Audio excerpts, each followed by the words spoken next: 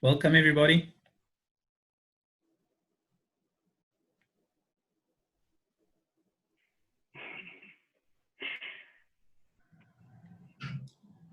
All right. Where's the hello emoji? Okay. If we can hear you, Maru. All right. So the doctor's going to be joining us just now.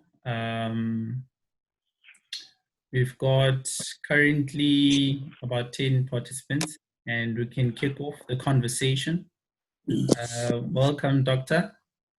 Thank you.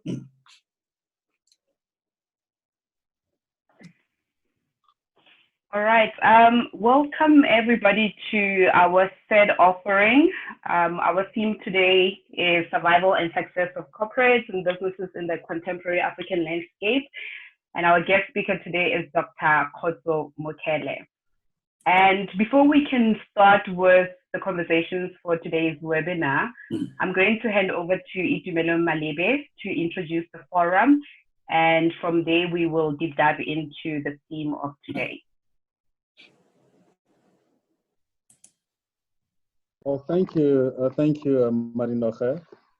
Once again, good afternoon, everybody, and welcome from different, African countries. Welcome to our friends, in Ghana and elsewhere in West Africa, as well as in Kenya and elsewhere in East Africa. Now, about the Pan-Africa Leaders Networking Forum. This forum was founded in 2016, and the whole year, the main objective behind it has been to ensure that young Africans on the continent begin to interconnect with one another, different sectors of the economy, be it in academia, or those who may be the entrepreneurs, or those who are working for corporates, or even multinationals across the African continent. The whole idea is very crucial that and I think I might have talked. We cannot, in 2020, afford, to be interlinked, or networked, by Paris or London, Washington or Tokyo, when in effect, we are on the ground, in Africa, and it's very crucial, that we connect to one another and begin to understand and appreciate what we do in our various countries, and basically work, towards advancement of Africa and cooperation, among different, countries, and communities. It's very crucial that, the young African intellectuals, begin to understand and appreciate the fact that, this continent, is actually, in our hands, and that we will continue to do whatever we can, to make sure that we advance and work, with others, elsewhere in the world, for the betterment, of our own continent and generally, the global community, itself. So in that light, the Pan-Africa Leaders Networking Forum, was founded, and I'm sure that going forward, we will grow our numbers, in sub-Saharan Africa, and it's very crucial, as I have indicated, earlier, that we really, get to appreciate the fact that we really need each other. We need one another wherever we may be, on the continent. And I'm quite excited about this. I'm excited about the future of Africa itself. And I think perhaps I should pause there, so that we allow the program directors, to carry on, with the program and introduce. I think at this stage, let me hand over to you, Marinoche, and so that we can proceed. Thank you. Thank you. I made an error on my side. I forgot to introduce myself. So my name is Marinoche Maserumule. I'm part of the executive committee that's based in South Africa. And as part of our webinar, Maru Esani will be co-hosting the session with me. And just to get into the meeting structure, I'm going to have a couple of questions that we are going to ask him. And if you have any additional questions, platform on Zoom to send questions to Karina, the host and the co-host. And once we get to the end of to read the questions to Dr. Khotso. Okay.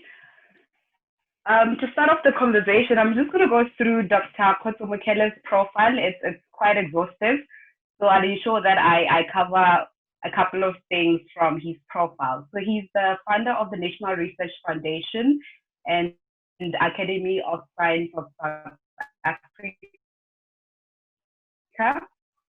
Dr. Khotso is a business, and currently he serves as the chairperson of the Advisory Council of the African Open Science Platform. He's a chancellor at the University of the Free State, and he's the chairperson of 2 stock exchange listed companies, the AICI as well as Tiger Brands, and he is the president of the Hans Merensky Foundation. Previously, he has served in a couple of roles, such as being a special advisor. He was the president / the CEO of the National Research Foundation, exchange listed companies, Implants Holdings, Asamital, as well as Adcock Ingram. And a couple of other things that he has done, he was the South African representative on the executive board of UNESCO. He was the vice president for scientific planning and review of the International Council for Science. He sat on the board of directors for ScienceDev.net. I hope I'm pronouncing it correctly. And Start International. And okay, perfect. And he was the facilitator of the process that led to the merger of the ICSU and the International Social Sciences Council to create the International Science Council in 2018. And he was also the chairperson of the task force on the repurposing of the International Institute for Applied Systems Analysis. And from an academic training point of view, he did his undergraduate at the University of Mokhele, majoring in agriculture. He then went to the States to do a master's in food microbiology of California as a Fulbright scholar. He has a University of the Johns Hopkins University School of Medicine. Dr. Khotso, one has to acknowledge the legacy that you have created by just going through your program. There's been a few that finished high school.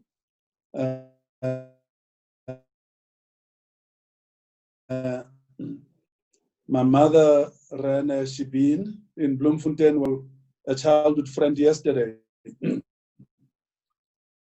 and telling my childhood friend that I was the master brewer in my mother's shebeen. And so those people was to call me and I could, but the thing about my parents is that even though both of them had not even finished high school, my father during the Second World War joined the Native Corps, the black soldiers who went up to North Africa, and my father was in Egypt and was in Tobruk in Libya during the war. And my father was a very worldly man, uneducated but very worldly. So I grew up in a home where we spoke about Castro, we spoke about the Cuban Missile Crisis, we spoke about Khrushchev, we spoke about Joseph Stalin, and so I grew up in a home that where those topics were possible because of the worldliness of my father.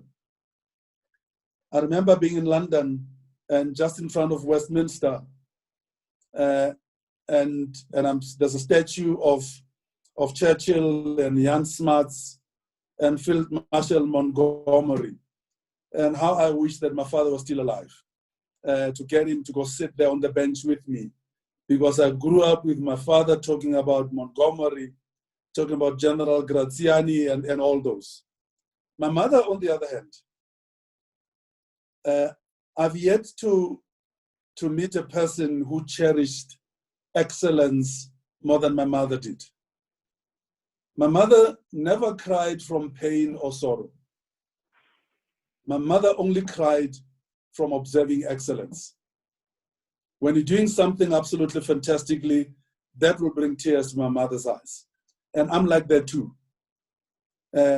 When somebody does, whether it's tennis or football or science or playing clarinet or saxophone, when somebody does something that's absolutely remarkable, my eyes will just automatically tear up. And so that for me is excellence has been the definition of me as a person. And that's the highlight of my life. I've cherished excellence. I just absolutely admire people who are excellent at what they do. One of the things that you asked me, that you said you might ask me in the end, is which book I'm reading now. But I can tell you the genre of books that I like to read are the memoirs and biographies of people who changed the world.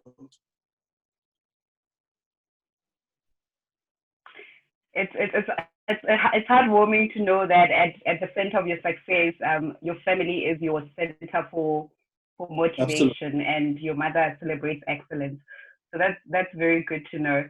And my father gave me just a follow-up question. My father gave me worldliness, and my mother gave me excellence. That's brilliant. We can see that even in your profile, you've been around the world. It's not just within the borders of South Africa. So within your journey, what has been some of the highlights based on your upbringing that you can share with us? I suppose I don't find it easy to talk about myself. I don't find it easy to self-praise. So I can't. That's just. I mean, this life has been so blessed. Yes. This life has been so blessed that at times when I talk about this life, it's like I'm bragging about it. But I can tell you, there's been a number of places, Madinoche, where I've been at the right place at the right time. And my life took a completely new direction from that. And if I wrote my memoirs, the title of my memoirs will have something about the many unexpected twists and turns that my life took, because I've been at the right place at the right time. And I've been around the right people at the right time. And this document that I've just shared with you through this email will tell that story of how I ended up taking a job that I absolutely did not want. When I was recruited out of UCT to join what is now the NRF, National Research Foundation, I didn't want the job. I was offered the job, I didn't want it. But there was somebody who was a lot wiser than I am, who persisted. And my life was changed like in an undescribable way. Even when I resisted the offer of the change.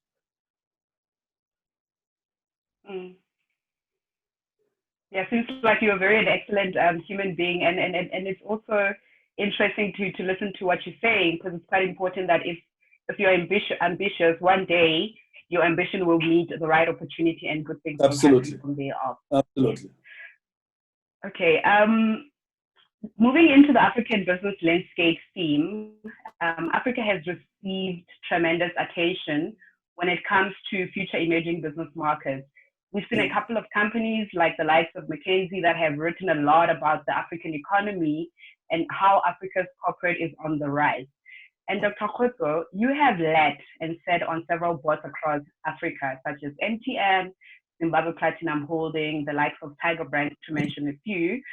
Based on this view that Africa is on the rise and your experience, how would you define the African contemporary landscape, and what does Africa offer that is distinct and extraordinary compared to other continents?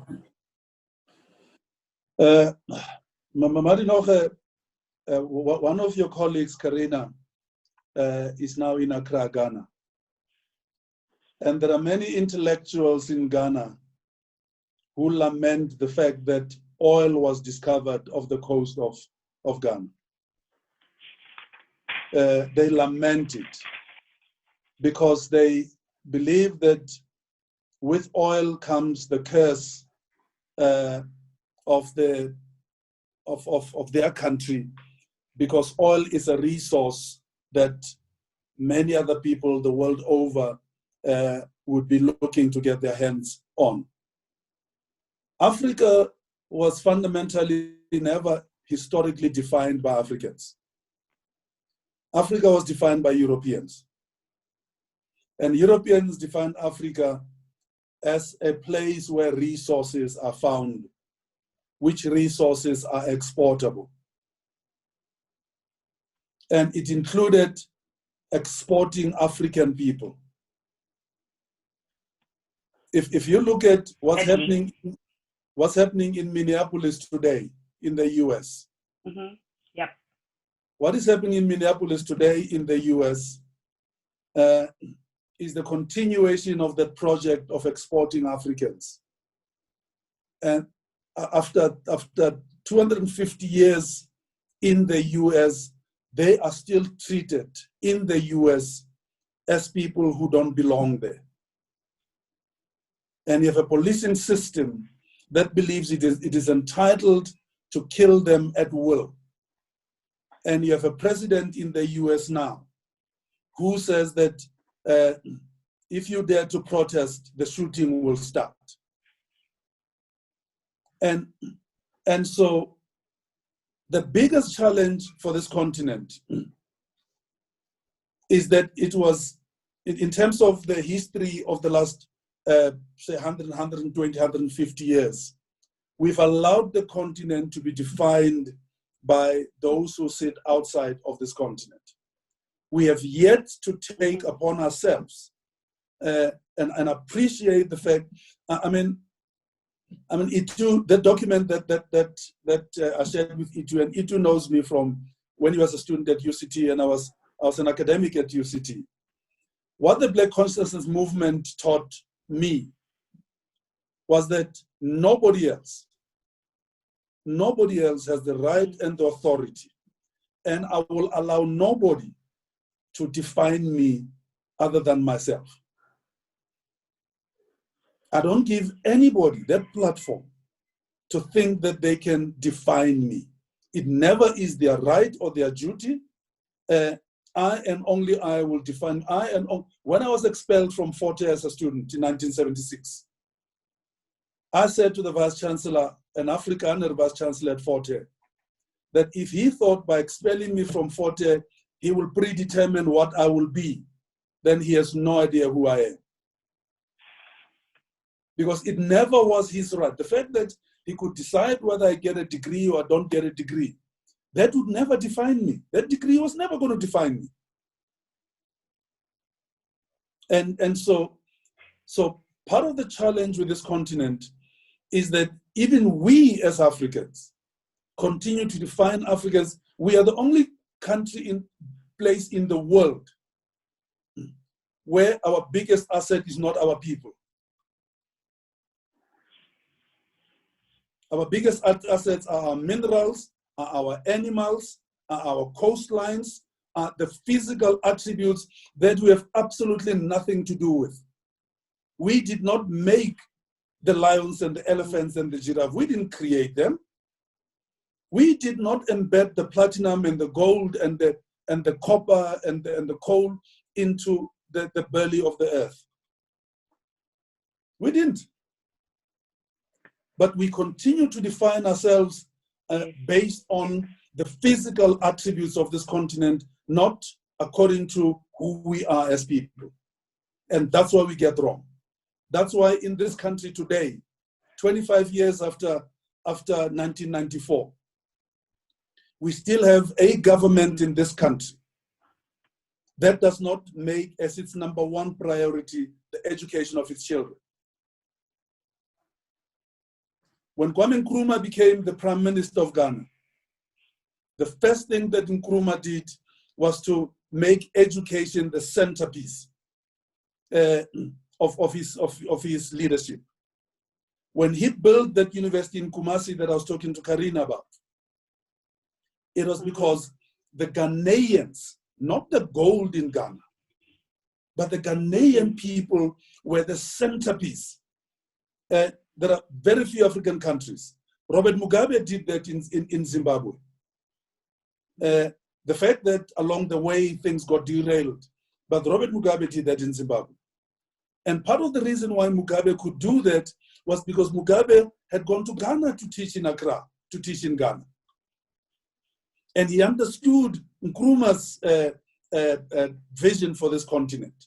It's not Mugabe, it's still Nkrumah who came and did what Mugabe did in Ghana. He even married a Ghanaian woman, Robert Mugabe. And so I mean, that's why, Karina, your country is such an important country in my life, because it is such an important country on this continent. And we continue, we are being defined by multinational corporations as a market. We are nothing else but 1.3 billion people who must eat and drink and smoke. But we're not being defined the way Indians are being defined, where global corporations can take core aspects of their operations and embed them in India. We're not being defined the way the Chinese are defining themselves.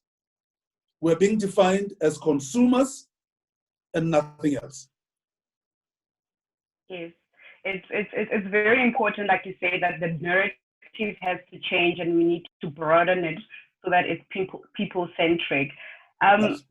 So based on what you said, what might be the challenges? Because in this modern age, what America has, what China has, what the States has, or the UK, we also have it in Africa. What's stopping us from creating this narrative based on your experience? Because we have the social media, technology is there, everything is being digitalized. So there is nothing in society stopping us from creating this narrative and also being people-centric in this new paradigm shift that you are challenging us to take on. I suppose and I'm not just saying this simply because I'm talking to you guys. I'm saying something that I fundamentally believe in. You've challenged the length of my tenure on the board of Tiger Brands, which is 12 years now. And you say that if I'm going to sit on that board for 12 years, where will the space come from for young people to occupy? Now, if you look at, and I'm sure you guys have seen the numbers, if you take the average age of an African head of state, in this country, which is your country as well, Mokhele, if you take the average age of your cabinet in this country, it is almost 60 years old, average. Leave this country, go to any other country in the world, and you'll find leadership that is much younger. One of the reasons why I left executive management at the NRF at the age of 51. That's very true. That is very, very true. I left at the age of 51. Even looking at the Prime Minister of New Zealand, she's Absolutely. Very young and doing wonderful things too. As you look at the Prime Minister of Canada, you look at Barack Obama before Donald Trump. You look even Boris Johnson himself. And so one of the things that we got wrong as an African people, and it's kind of embedded in us, we have a fundamental belief that wisdom and knowledge are gained over time, and the older you are, the smarter and the wiser you are. Madinoche, I've just lost you on the video.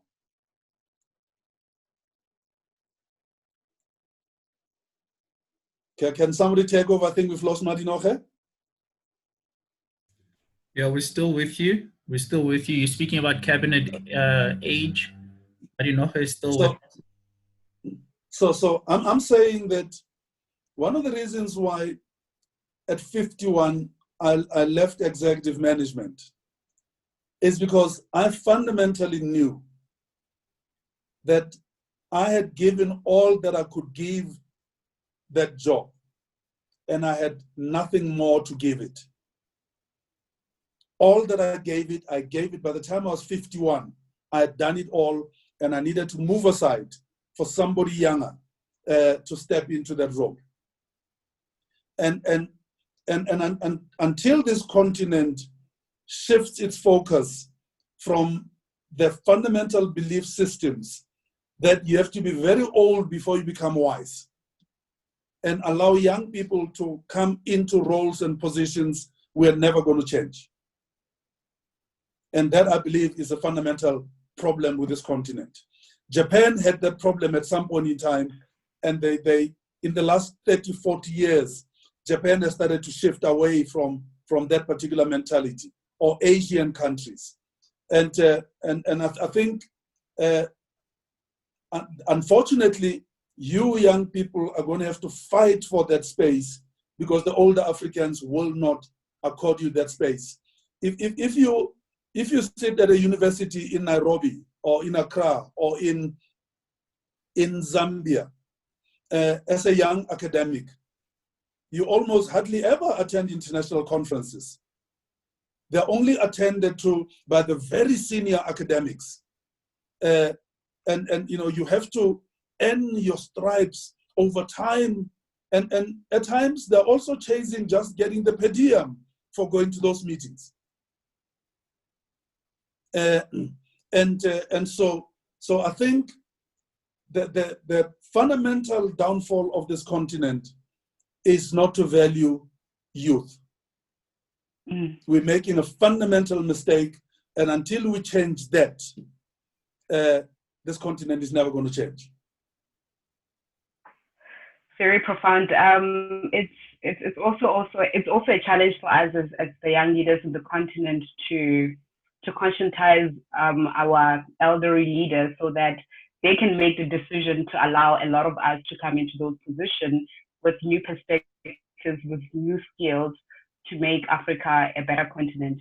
So I believe the struggle is both ways. Hopefully they will internalize what we are saying and make the move, and we also should continue having those conversations with them. Absolutely. And moving on to the second question, what have you observed as some of the key success factors within the African business landscape within your journey while you sat in different boards?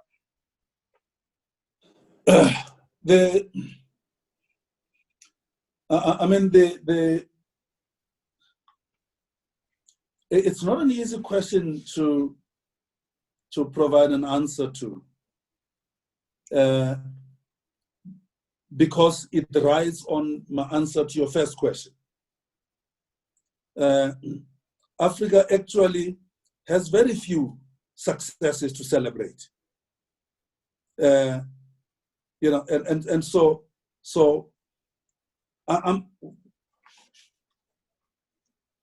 when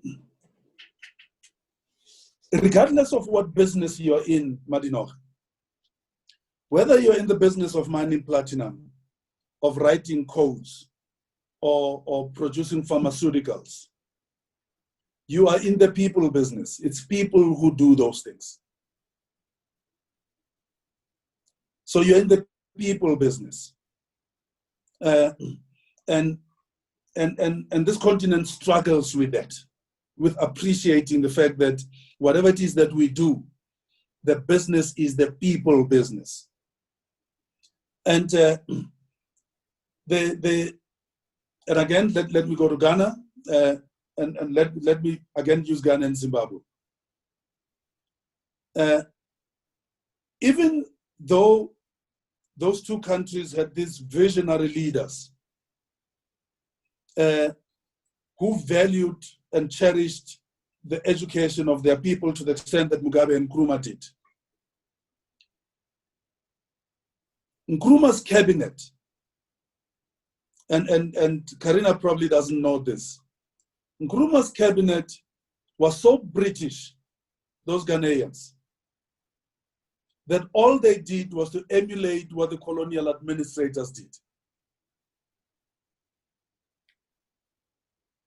Robert Mugabe, much as he hated Tony Blair, his admiration of the English was just overflowing. And so when you look at business enterprises on this continent, what we perceive are multinationals that operate on this continent. Those that were created off this continent, Aliko Dangote, for example, in Nigeria, Patrice Motsepe in South Africa, who are running very successful businesses.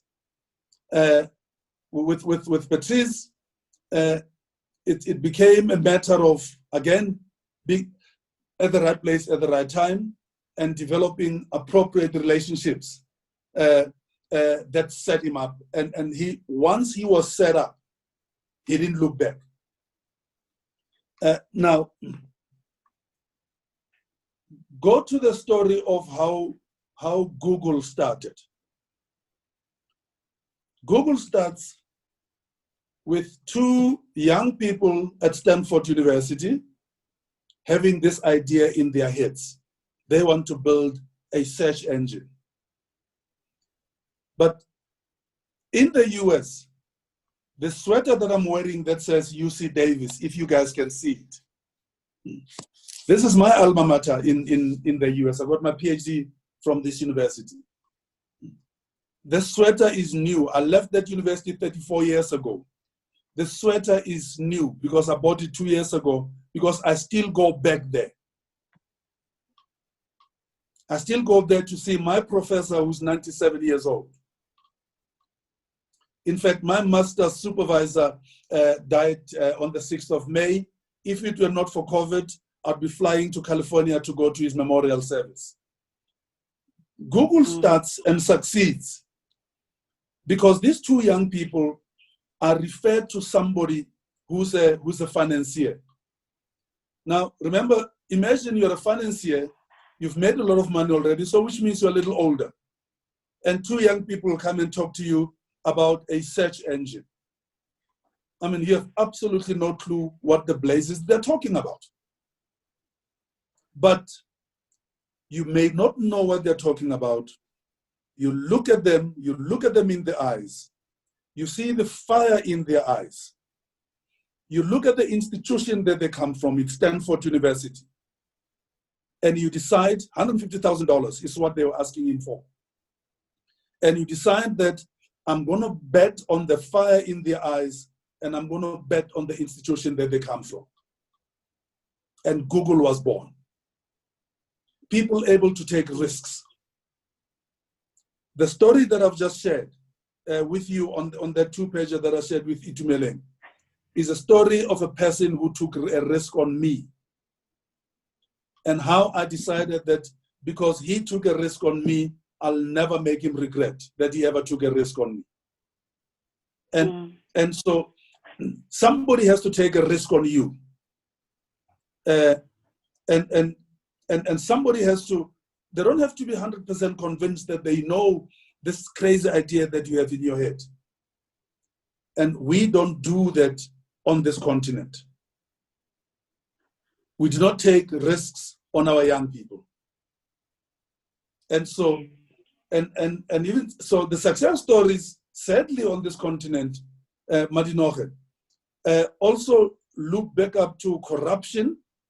So So those who become successful, tend to also have benefited. Look at Angola.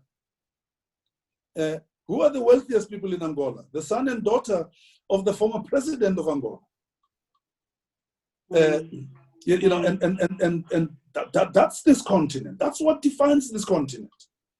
It's hard to be successful on this continent. At times, if you are successful without benefiting from those who hold the reins of political power, they will actually come after you. How dare you become successful without them? Who are you? So, yeah, you have, yes? It's not a direct answer to your question. But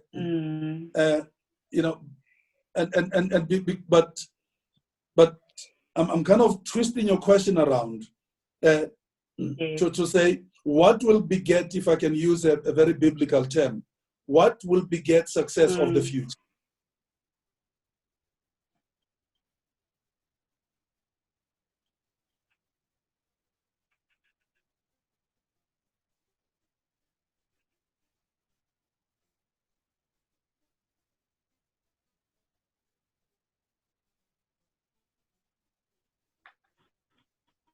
And again, I come back to young people.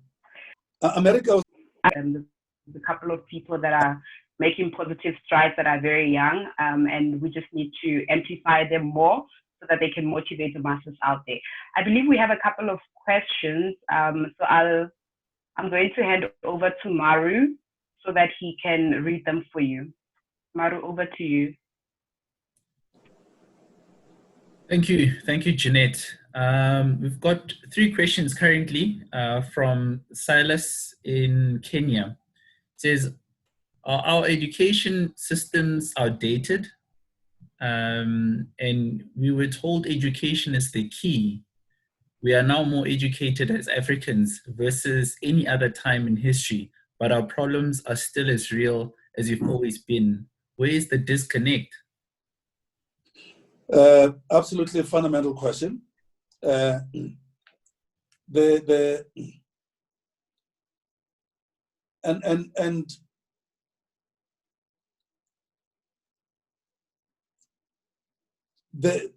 again, let me talk about the USB because I know that country very well. I spent 8 years of my life there. But compare the US, part of the challenges in the US basic education system, what they call K through 12. So up until you finish high school, is easily one of the worst in the world because it is very decentralized. It is actually very chaotic. You guys have seen enough movies of what happens in US schools. But this chaotic undergraduate system underpins the best higher education system in the world. Now, you try and figure that one out. But what drives how good the higher education system in the US is because of how open it is from the best and the bright. So Harvard is as good as it is, not because the American students who go to Harvard are clever. It's because the American students are clever and the Kenyan students are clever and the Indian students are clever, the Nigerian students are clever. And Europe, also because of language, the US and the UK are very accessible because of English.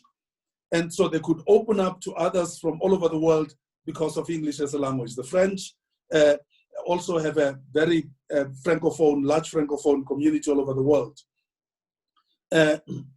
But our systems lack the dynamism that unleashes individual creativity. That's a problem with our educational systems on this continent. They are so formulaic that if you are that student in your class who asks questions that your professor does not know the answer to, they fail you because you're trying to embarrass them. And so that chaotic system in the US, out of that chaos is where ingenuity comes. And so the question is really a deep question, and say that the degrees we have. But let's also not forget, everybody, that when Zambia became independent, there were only 2 high schools in Zambia.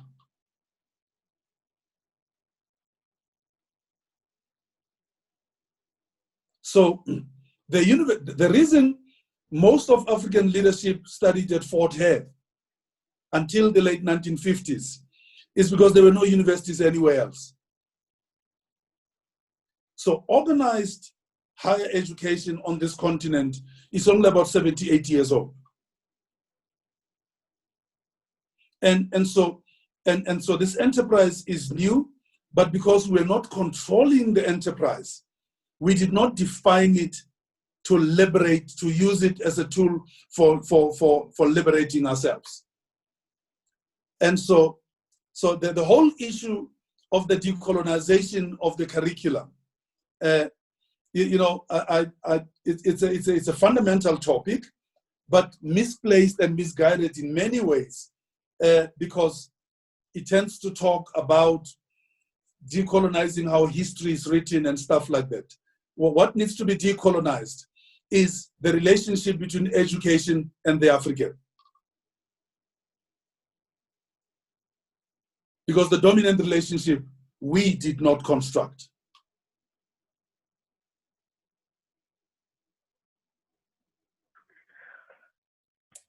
Yeah, you've given a very challenging perspective on what we are lacking in terms of maturity.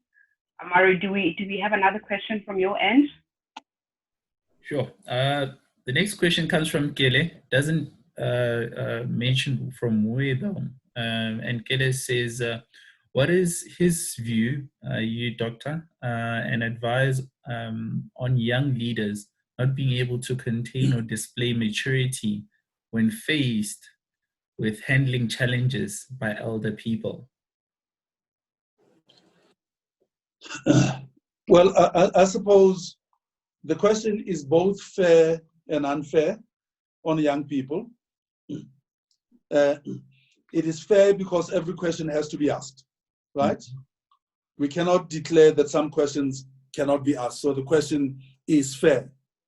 Where the question might be unfair is because it may disproportionately place the burden on young people who at times have to be allowed to be young people and to be immature and to be naive. And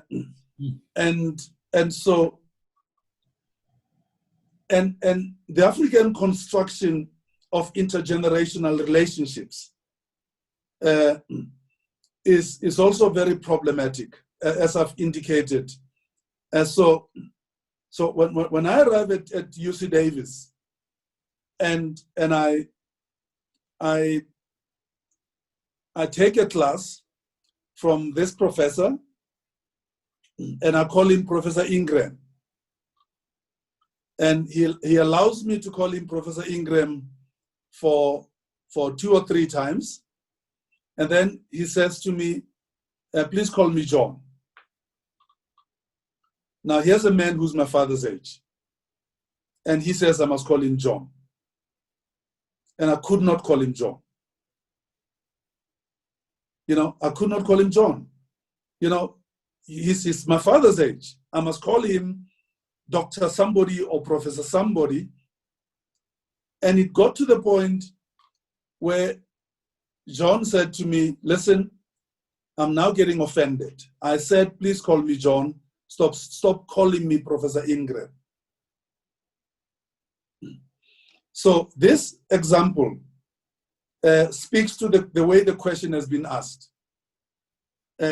where I lacked the maturity to appreciate that this man was saying the age gap between you and I is not material.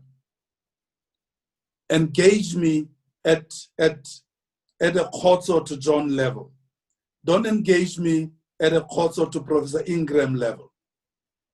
But I was being constrained by culturally how I was raised. Now, so was I wrong to, in the end, to be honest with you, I actually never called him John. I called, once I got into his lab, I called him boss. And so I was constrained by the culture in which I was brought up. Now, let me give you another example. At UC Davis, in my master's lab, there was a student from Japan. Now, in Japan, until about 40 years ago, you only worked for the company that your grandfather worked for, because your father would have worked for that company, you work for that company, and your children will work for that company.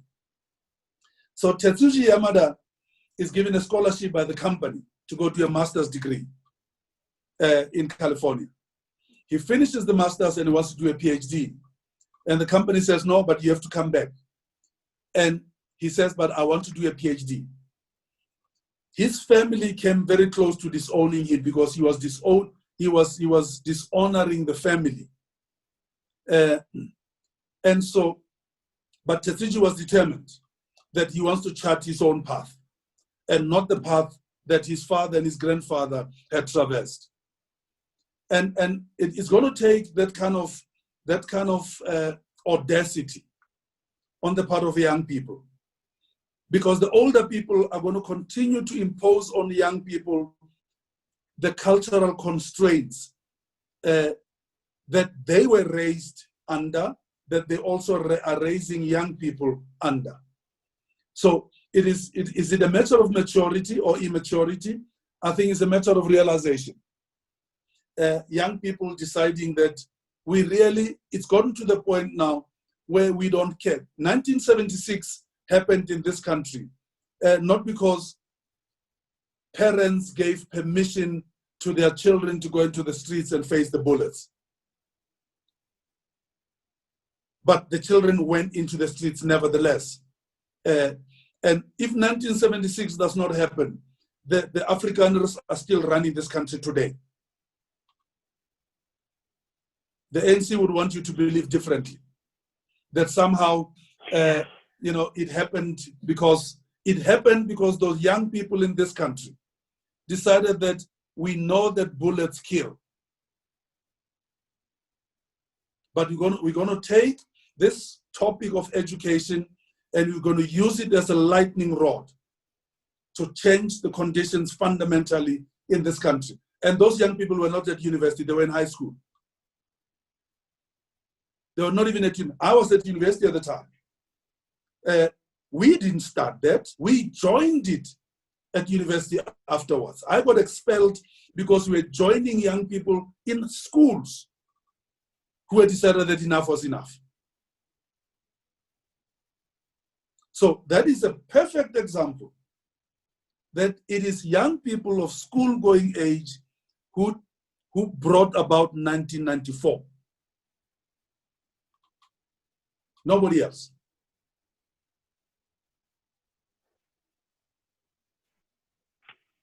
There's a lot of questions coming up on the academia side and relating to young people.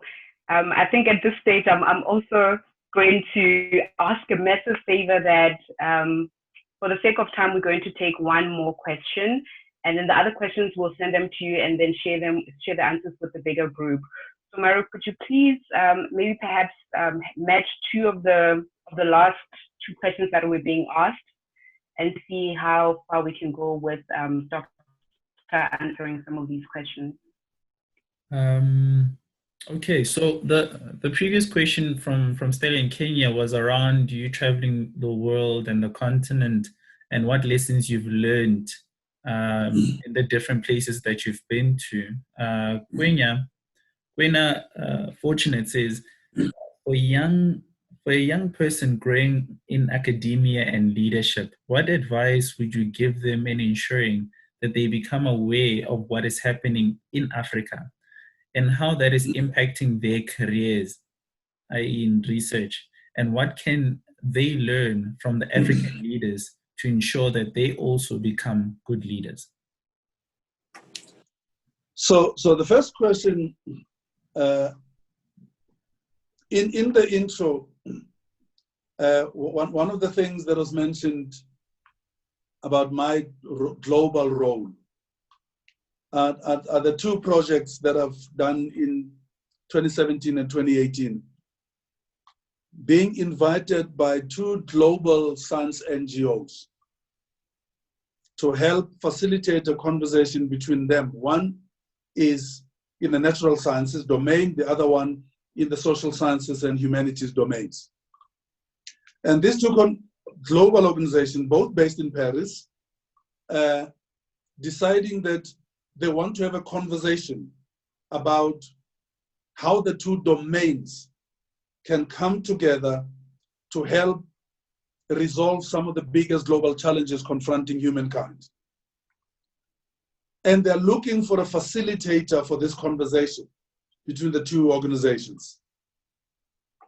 And they came to South Africa and they came to me to help them facilitate that conversation. Now, these are membership-based organizations with members all over the world. And I had to think long and hard about why they would come to me to ask me to facilitate that conversation.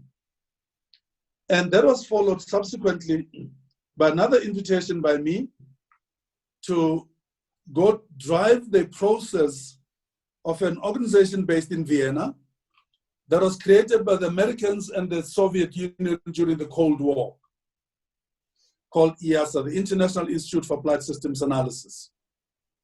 And again, they came to an African to come and help them reposition themselves in the new world. And the reason these two entities came to me is because when I got the opportunity to get onto a global platform, I used that opportunity. And I was very young when I entered the global stage. In most of the meetings that I went to, I would by at least 10 years be the youngest. And in most of them, I would be one of very few Black people in the room. But there's a man who lived in this country called Stephen Bantu Biko. And Stephen Bantu Biko, who led the Black Consciousness movement, he and that movement had put into my head that I really, as the person who defines who I am, in that room, I don't see the whiteness of those white people in that room. And that whiteness translating into them being smarter than me. I've never seen it, ever. They could have power and authority over me. That is indisputable. But I would stand up. I remember being in Santiago, Chile, in a conference with 500-600 people. And there's maybe 5-6 Black people in that meeting. And you raise your hand and you're 38 years old. And the scientists from all over the world, Nobel Prize winners, are in that room. And they're debating a particular topic. And I stood up and provided a solution to a discussion that had gone on for like 30 minutes. And you could see how shocked that room was, that this young African, I've lost you again, Madinoche, So there's nobody who's on the screen. So I feel kind of like I'm talking alone It's by myself. Okay. We're here. Yeah. Thanks, Karina. I can see you now. We're with you. And so I've seen too many young people get onto global platforms and go sit in a little corner there someplace, and they're listening to the debates and the discussions, and they know they have the answers and the solutions, but they're afraid to get their voices heard because, and there was a time when I felt that way. You know, you're sitting in a classroom and at UC Davis, you're one of 2 black students in that class, and you become very self-conscious. Would my voice add value? But the other thing that liberated me at UC Davis was you sitting in a seminar, and one of the smartest professors in your department asks a question, the answer to which you know as a student. And he's not embarrassed by the fact that he did not know the answer to that question. Was being taught by John Mildenhall at Fort Hare, microbiology, and you ask John Mildenhall a question, and John would say, I don't know the answer to the question, let me go and read up on it, I'll give you the answer tomorrow. And you say, wow, a professor can say, I don't know. So it's okay for me to get it wrong too. It's okay for me not to know. So I'm not going to stop asking the questions because I think the question might be foolish. Mm. And this is the self-liberation project that young Africans, and that's why Nigerians are so omnipresent and so successful in so many different spaces. And Karina can tell you that the primary battle between Ghanaians and Nigerians is who's bolder, who's smarter, and the Nigerians believe that they're smarter than everybody else. Even when they don't know absolutely anything, they will still behave as, and Americans are like that. Americans are some of the dumbest people in the world, Americans. They are some of the dumbest people in the world, but they carry themselves so confidently that they will say absolute nonsense with the most self-assurance that you can ever imagine. Saying absolute nonsense. Nigerians are like that. That self-belief. So when we are in those spaces and we are thoughtful people, we must make good use of those spaces. The second part of the question is you know, what can we learn from African leadership? My answer to the question is very, very few. Learn almost nothing. Learn almost nothing from the current African leadership, nothing. Decide that is the space out of which you are not going to learn, because learning from the current African leadership is easily the most major injustice you can ever do to yourself. Learn from what you consider to be the best and the wisest and the brightest from anywhere else in the world. Learn from the New Zealand Prime Minister. Mm. Learn from her. Don't even learn from Paul Kagame. Much as good things have been done in Rwanda post the genocide, there are many things in Rwanda that are actually quite wrong. So don't confine yourself to learning from African leadership. Learn from the best and the brightest anywhere else in the world. Unyoke yourself from defining yourself from this African definition of yourself as one that requires of you. Now, and this is what Black consciousness has helped me. because, and people get it wrong, because it says Black consciousness, this thing that you're so defining yourself into blackness, that you close yourself off from the rest of the world. And in fact, it is the opposite. Because I'm so conscious of my blackness and the beauty of it, I'm equal and to anybody else in the world.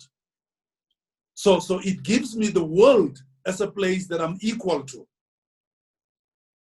It actually defines me out of my blackness, as opposed to defining me into my blackness. And so, and that's what Nkrumah was talking about. But the same Kwame Nkrumah, Karina, would say that he'll never fly in an aeroplane flown by an African until an African can build an aeroplane. Because should anything go wrong when the plane is up there in the sky, he would want somebody who not only knows how to fly it, but knows how to build it, because that way he can land the plane safely.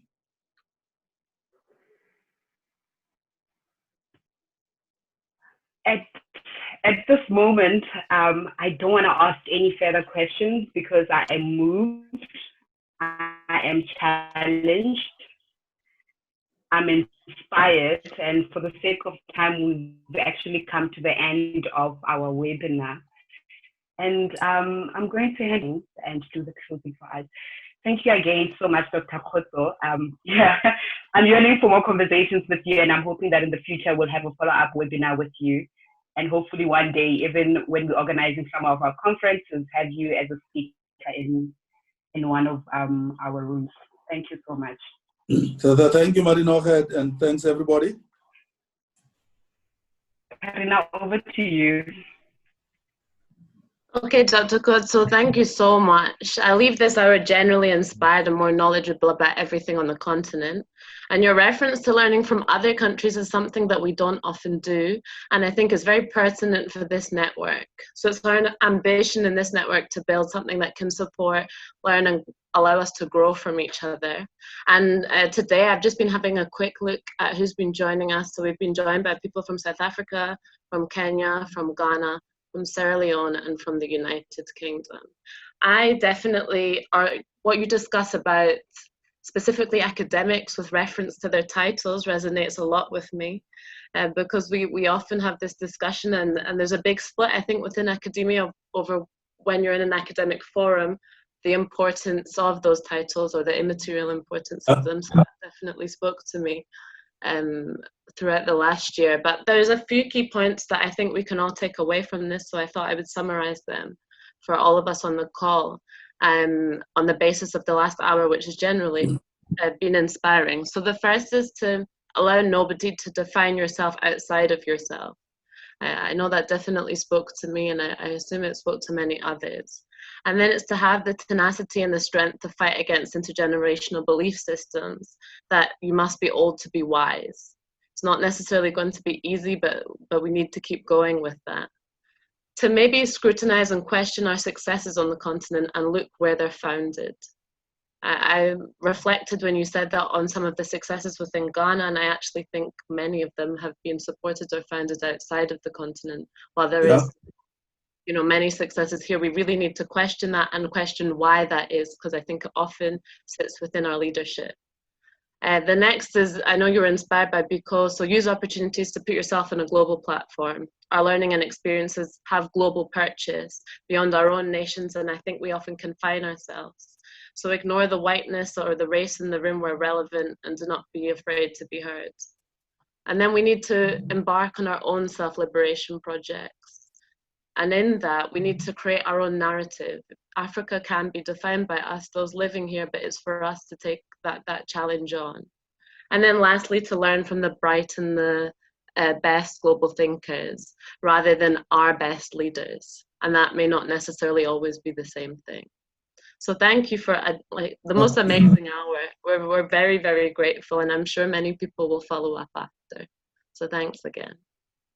Karina, thank you very much, and thanks Marinoche, thanks Itu, thanks everybody else on the call. It's always a privilege to to interact with young people. I told you too that I'm a believer, and in youth, I honestly believe that until the power of youth is unleashed onto this continent, it will not change. It will not change. Now, it's up to you guys. Understand that people of my generation will fight you for that power that you guys would want. But it too is, as and when an opportunity avails itself in the future, count on me to be part of your project, you guys. Thank you. Well, thank you. Thank you very much, Dr. Mokhele. We really appreciate, making time, to be with us this afternoon. And, I generally don't want to do any vote of thanks. I think, Karina has, pretty much, wrapped things up. And thanks, Marinoche, for program directing. It's going to be between Maru and Okesho, to give a final vote of thanks and goodbyes. Okay. Just want to give a special thank you to our guest. The words that you've shared with us, we'll carry them for the rest of our lives.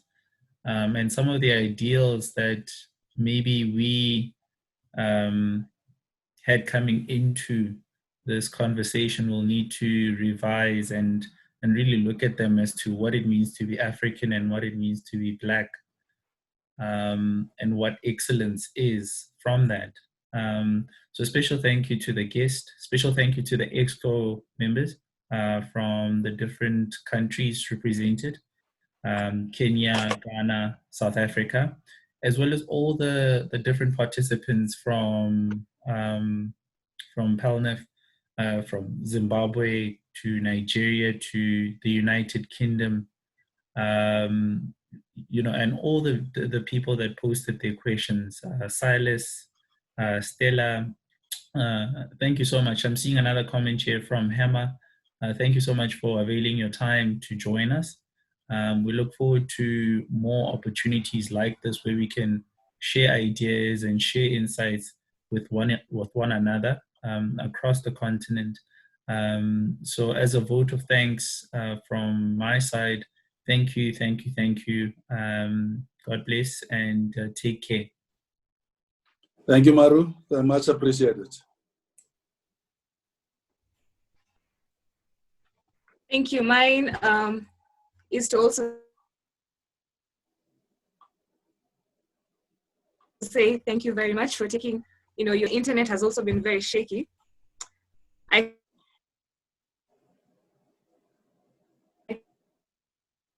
think I'm back on. Yes, so I'm saying thank you to share with us, and honestly, you have reignited my passion for my continent. I have never been more proud to be African, and I have also been receiving a few comments on my end, and everybody happy with what you shared, John, and the rest. So thank you. Oh, my internet. Can you hear me? Yeah, I even heard you when you said shit.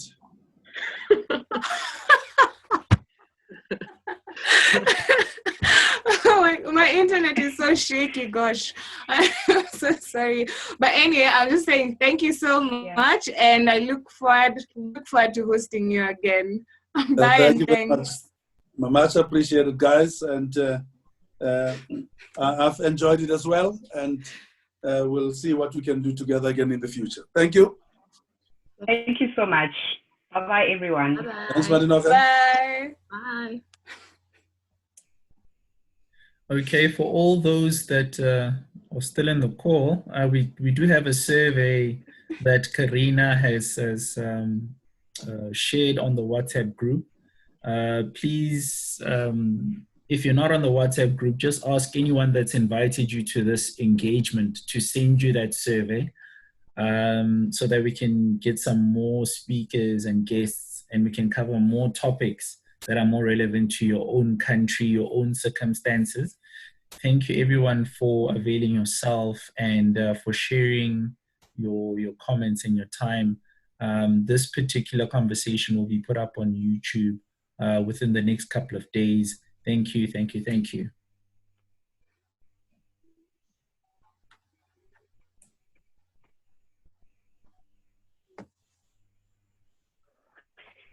Awesome, Mari. Thank you so much.